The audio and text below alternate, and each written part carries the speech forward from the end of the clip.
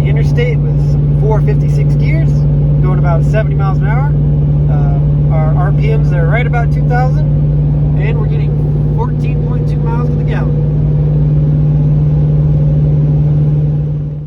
Alright guys, got the 456 gears in the truck, so talk about the difference I've noticed with them and how I like them.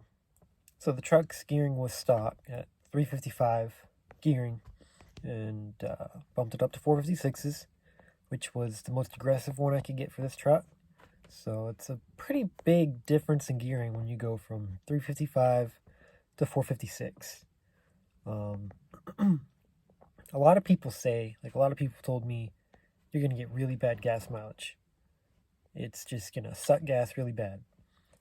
But when I put them in, before I put them in, I was getting 13.9 miles per gallon. Now that I've put them in, I have got 15.5 miles per gallon, which is really pretty good. That was a big increase.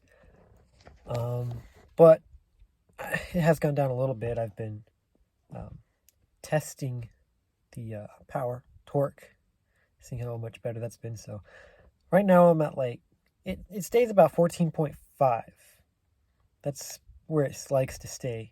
If you're doing interstate driving, doing 70, 80, it'll go to 14.2, 14.1, maybe even 14 if you're going uphill.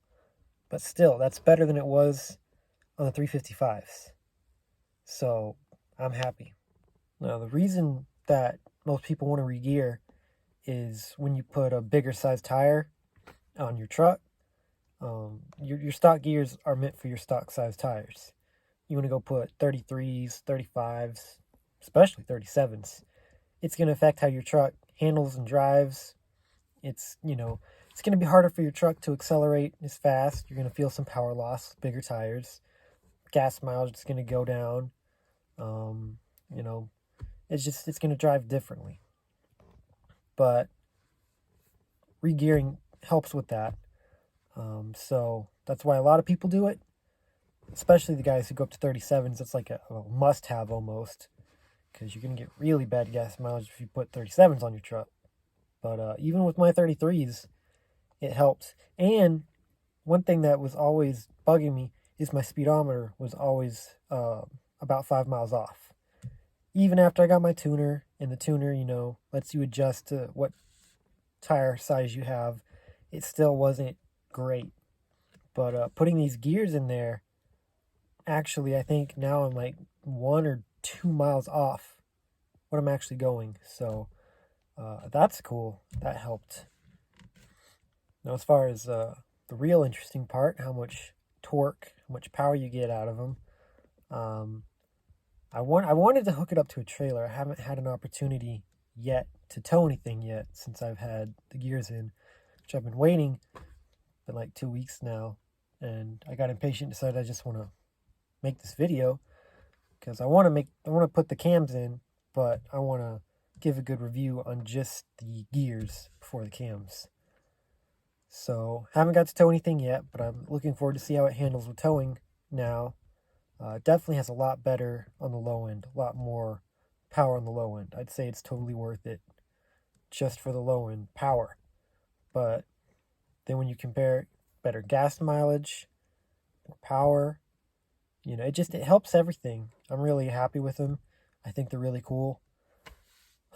Got them on American Trucks for about, I think around $400, maybe $350. Somewhere between there, I can't remember. But then I paid $1,600 to have them installed. I think my mechanic needed a shim kit for them, but he said they fit pretty good. They just needed a little shim kit, and they were good. So I'm very happy with them. Very satisfied. I definitely recommend, especially if you're putting heavy bumpers, toolbox, lift kits, big tires and wheels on your truck. I definitely recommend them. They do help. So there's my review of them. We got a couple clips now of me driving with them. So hope this was helpful if you were thinking about regearing your truck. And there's plenty of options between 355s and 456s. You can get, 392s, 410s. There's plenty of options that you can find what you specifically are looking for. But for me, I wanted to go with the biggest, most aggressive ones I could find. All right, guys. Well, hopefully it won't be too long before we'll have a video out with the cams in.